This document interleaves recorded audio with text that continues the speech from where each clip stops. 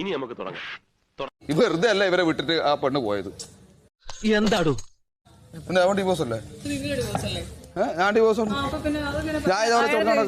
കാര്യം അറിയോ? ഇല്ലല്ലോ. ഇല്ല, ചോദിച്ചു വാങ്ങിച്ചു. പോവാ. നിന്റെ ഈ ഡയലോഗ് ഒന്നും ഇവിടെ വേണ്ട, അവിടെ മതി. ജീവിതത്തിൽ നടന്ന കാര്യം അറിയോ? ഇല്ലല്ലോ. അതല്ലേ പറഞ്ഞത്, എനിക്കറിയാൻ പാടില്ല. കുട്ടിക്കാണോ ബുദ്ധിമുട്ടായെന്നൊന്നും നമുക്കറിയത്തില്ല. ലക്ഷ്മി ഒരു 100% ഞാൻ യോജിക്കുന്നു. ഫീമെയിൽ ഷോവനിസ്റ്റാണ്. ഫീമെയിൽ ഷോവനിസ്റ്റ് എന്നല്ല, ഒരാളുടെ പേഴ്സണൽ ലൈഫ് അയാൾ പറഞ്ഞു എന്ന് പറഞ്ഞാൽ പോലും നമുക്ക് അറിയാത്ത കാര്യങ്ങളെ കുറിച്ച് നമ്മൾ പറയാൻ പാടില്ല. പിന്നെ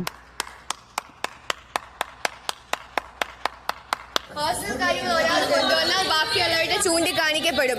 അതിനിവിടെ ആർക്കും ഒരു കുഴപ്പമില്ലെങ്കിൽ മാത്രം വേറെ ഒരാളുടെ പേഴ്സണൽ കാര്യം പറയാം. ഒരുപാട് വേറെ കാര്യങ്ങളുണ്ട്. പേഴ്സണൽ കാര്യങ്ങൾ കൊണ്ടുവന്ന് കളിക്കാന്ന് പറയണത് തേർഡ് റേറ്റ്.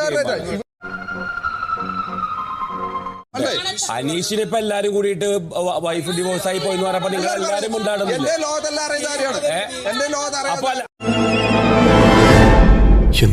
അപ്പൊ അനീഷിനെ പറയുമ്പോ നിങ്ങൾക്ക് കുഴപ്പമില്ല.